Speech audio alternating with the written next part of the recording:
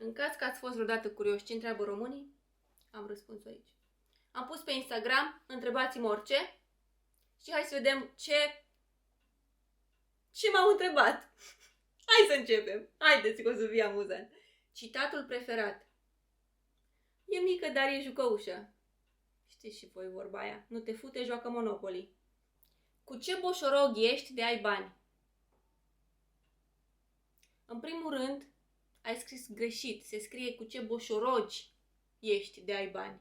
Învățați, frate, gramatică, să moară Franța. Cum ai putut trece peste complexul sânilor mici? Simplu. Sânii care nu se văd, se uită. Așa. Sunt îndrăgostită de fostul meu iubit și el la fel, dar stă cu altă fată. Ce să fac? Păi eu cred că ai putea să-l întrebi dacă te lasă să stai și tu cu ei. E simplu și ai scăpat de... Versace sau Gucci? Deci sunt sigură că mă întreabă asta în timp ce probează haine la H&M. E adevărat că ești săracă sub acoperire? Asta cred că e o întrebare tastată de pe un telefon Android. Next. Cât de scump e sushi-ul? Cât de sărac ești, coaie? Dacă întrebi asta. Coaie. Ce părere ai despre fericire? Fericirea e imposibil de atins de către săraci. Next. Ce crezi despre oamenii care se cred mai superior decât ceilalți? Cred că au bani. Dacă vorbesc cu mulți băieți, sunt curvă? Da. Trebuie să faci sex cu ei ca să nu mai fii curvă. De ce nu-ți arăți niciodată familia, în afară de bunica ta? Îți este rușine cu ei? Da, logic, sunt săraci. Îți dorești să ai copii? Da, normal că îmi doresc să am copii, dar doar de la 18 ani în sus. 18 plus.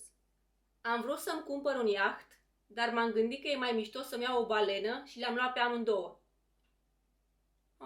Deci te-ai însurat. Te înțelegi bine cu Kim Kardashian? Nu, chiar nu.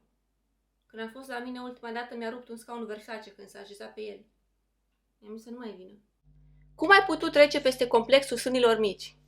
Iar asta. M-am zis de atâtea ori. Sânii care nu se văd, se uită. Ai suge pula pentru 1.000.000 de euro? Altul care nu știe gramatică. Se scrie ai subt pula pentru 1.000.000 de euro. Punct. Ce are ea și nu am eu? Nu, fata mea, întrebarea e ce face ea și nu faci tu?